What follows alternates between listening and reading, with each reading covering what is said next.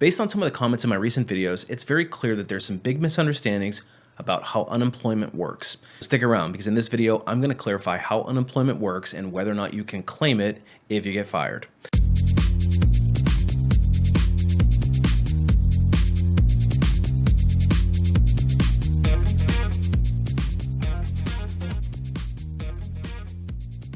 Hey everybody, it's Brian from Life After Layoff, and today I want to demystify how unemployment insurance works, specifically when you can claim it and when you can't. So hopefully this clarifies some of the questions people have because it's pretty obvious that a lot of people don't know how it works. But before we get into that, if you're interested in more career and job search related content just like this directly from a corporate recruiter, make sure you hit that subscribe button. You might also want to hit that notification bell so you don't miss any future content. So in a recent video that I made, there was a person who got laid off and the HR department was basically telling them that it was because of performance-related issues. But in reality, it just looked like an excuse that the HR department made to lay off a whole bunch of people at the same time without consequence. So there was a whole bunch of people saying, well, the reason why the company is trying to do that, they're gaslighting the employee and they're trying to avoid paying unemployment insurance. And so if they switch the reason for being terminated from lack of work to performance, then they can avoid paying unemployment. But the reality is, in most cases, that's actually not true. So let's clarify how exactly unemployment works, what the process looks like behind the scenes, and how you can still qualify for unemployment even if you get laid off for performance. So if you work in the United States and you check your paycheck, there is usually going to be a line item on there for one of the taxes. It's going to say unemployment insurance. In most cases, the employer is funding this solely, but there are some states where the employee is also contributing a portion to the unemployment fund. Now, there's some formulas based on the amount of money that you earn. In other words, how much tax you have paid into this pool for how much you would qualify to get back. And there are certain stipulations around how many times you can claim it in a given year or a given period of time.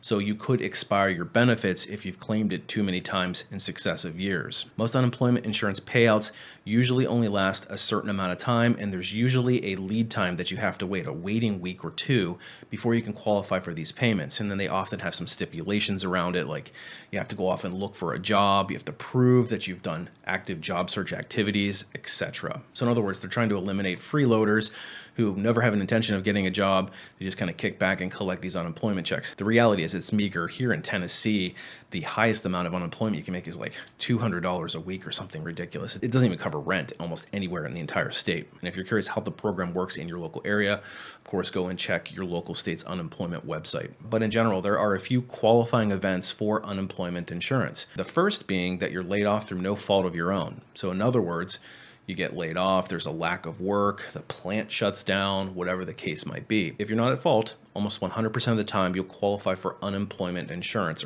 But what about if you're fired, as in the case with this person at Cloudflare? And here's the thing, even if you've been fired, in a lot of cases, you can still qualify for unemployment, and it depends on why you were fired. So I want to show you a quick website, kind of an overview of how unemployment works on the back end. Now keep in mind, I think this example is for California specifically, but this is pretty consistent with what I've seen in other states. Again, check with your local unemployment office for eligibility requirements. It says that if you are fired because you lack skills to do the job or simply weren't a good fit, in other words, you just kind of sucked at the job. You weren't fired because you did anything bad, but you just kind of stunk at your job. You actually should still be able to collect unemployment benefits. Just being bad at your job is not enough for them to deny you unemployment, even if you're fired for that reason. And this includes even if you're on a performance improvement plan.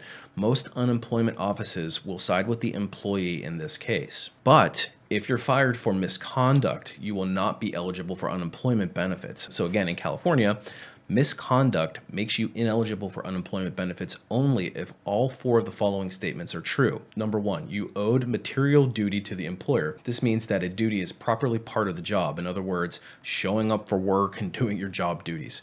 Number two, you substantially breached that duty. In other words, you didn't perform that duty. You didn't show up to work, or maybe you fell asleep on the job or something like that. Now they're going to clarify here, and unemployment offices will look at this and say, is it a minor or one-time transgression? Because if that's the case, it's probably not going to qualify. So in other words, you show up late 1 or 2 times, it's kind of minor, you're 10 minutes late to work. Realistically, you're not going to get denied benefits. It's if you're a serial not shower upper, you're always calling off, you're always really late, you're causing material harm to the employer, then you could jeopardize your ability to claim benefits. Third here is your breach of duty shows a wanton or willful disregard for that duty. In other words, you weren't just careless and thoughtless. Instead, you intentionally violated the duty or showed reckless disregard for the consequences of your breach of duty. So in other words, you're a crap employee. You have no interest in showing up on time. You're completely disregarding your job, or you're completely negligent. And in that case, you would not qualify for unemployment. However, inefficiency, in other words, you're slow at doing the job, or the inability to perform the job, you just physically can't do it, or you don't have the skills to do the job, or good faith errors in judgment don't meet this standard and won't render you ineligible for employment benefits in the state of California. Again, I've had experience with unemployment in several different states, and they all seem to carry a very similar standard. Finally, your breach of duty must tend to harm the employer's business interests. So in other words, if you've got a side hustle and you're actively stealing clients from your employer and competing with them directly in your side hustle, that could be a fireable or terminable offense that you wouldn't qualify for unemployment. Or if you got into a fight, some sort of altercation, insubordination, maybe a gross safety violation, something that's really hard to defend. All of these things could render your unemployment to be ineligible. But again, simply being bad at your job or ineffective isn't enough for them to deny you unemployment insurance. What about if you quit your job? Can you file for unemployment in that case? Now, here's the deal. If you quit your job, you're not going to be eligible for unemployment benefits unless you have a really good reason for quitting, meaning that the reasonable person who truly wanted the job would have left under the same circumstances. It's the reasonable person standard. So in other words, if you were subject to illegal discrimination, you were harassed, you were asked to do something illegal, you were asked to do something unsafe, in those cases, you could quit your job and still file for unemployment and have a really good chance at getting it. But the unemployment office will still expect you to have taken reasonable steps to rectify the situation first. So you still have to go through the proper protocols. You have to bring up the issue to the employer. You have to go through their proper steps. And if you still feel that you are being discriminated, nothing is being addressed, then you can quit, go and file for unemployment, and your chances will increase considerably. And they'll assess whether or not you gave the employer reasonable time to fix the problem, etc. Now, if you left because of a health-related reason, or maybe you're facing domestic violence, or you needed to relocate because of your spouse or some other issue that was non-work related but still required you to quit without being terminated, you likely would have good cause for quitting, and in that case, you would probably have a good case for unemployment. So now that you have a better understanding of how unemployment works and what you can do to qualify or disqualify yourself for unemployment benefits, let's talk through how it actually works on the back end. So generally speaking, when you get laid off, the company will often provide you with a letter that you can take right to the unemployment office, and it just expedites the process of getting approved. However, if they don't provide you this letter, what you still need to do is go down to the unemployment office, file for unemployment, and then you have to write the reason, and you have to give your side of the story.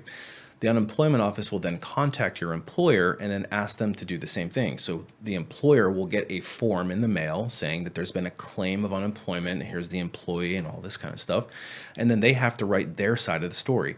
So they send in all of their documentation. And that's one of the reasons why human resource departments often take very dubious notes and document everything, because they have to defend a lot of these employment decisions. So once it happens, the employment officer will then take a look at both sides, and then they'll make a determination based on the facts. So that's why you as the employee should also take really good notes and document everything, especially if you think you're about to get terminated, so that you can defend your position in the unemployment claim. Then once a decision is made, you'll get notification, the employer will get notification, and then they will have to pay some portion of that unemployment benefit as well. So the final question is who pays for unemployment, and why are employers so eager to fight unemployment claims? So what will happen is all those taxes that the company pays for unemployment will go into a bucket.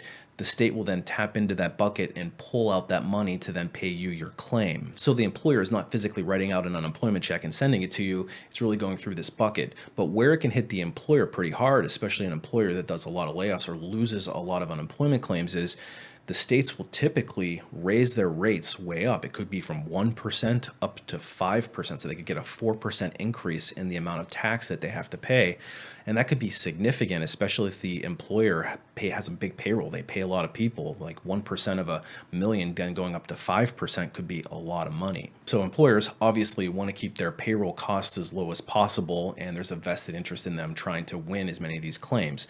Now, a reputable company is not going to fight a claim that they know they're not going to win, because it costs money to defend one of those as well. But in general, companies don't like to lose unemployment claims, especially if the person has been fired for cause. If you find yourself on the wrong end of an unemployment claim, your best bet is to keep really careful documentation. The burden of proof goes onto the employer more so than the employee, and I've seen employees get claims even though the employer maybe felt they shouldn't. So anyway, hopefully this clarifies how unemployment works and demystifies some of that process for you. So in general, as long as you're getting laid off for no cause, lack of work, or you're just not so good at your job, you're still going to get that unemployment. But if you find yourself in an unemployed state and you want to get off of unemployment as quickly as possible, that's actually something that I specialize in. I've got a website called alifeafterlayoff.com, which is loaded with tips and tricks, all from a recruiter's perspective. And I share some of my deepest and most intimate knowledge in the form of some training courses. The first one is called Resume Rocketfuel, which is designed to teach you exactly how to write a resume that's going to give you the best chance of getting that phone to start ringing so that you can get into the interview process. Don't underestimate the importance of learning how to write your own resume and not relying on tools like AI and these really bad resume templates that I've seen out there. You have to learn how to write your own resume if you want the best results in your job search. But once you get that first phone call, it's up to you to market yourself through each round of the interviewing process. And that's where the ultimate Job Seeker Bootcamp comes in. We break down each step of the interview process. We give you tips, tools, and techniques in order to ace each round, ultimately to get you to that job offer. And then we teach you how to negotiate the best possible terms so you don't leave a dime on the table. But if you want to skip the recruiter altogether, that's the preferable method to getting into the interview process, and that's where unlocking LinkedIn comes in. You want to make sure that you're leveraging targeted networking to give yourself the best possible chance of getting that phone to ring. And you can skip the recruiter altogether and go right to the front of the line if you know what you're doing, and I teach you exactly how to do that in unlocking LinkedIn. And if you're somebody that's struggling and you need some more private one-on-one help, I do offer some individual coaching sessions. You can reach me through my website to get those scheduled. Anyway, hopefully this was helpful. Happy job hunting, and we'll see you in the next one.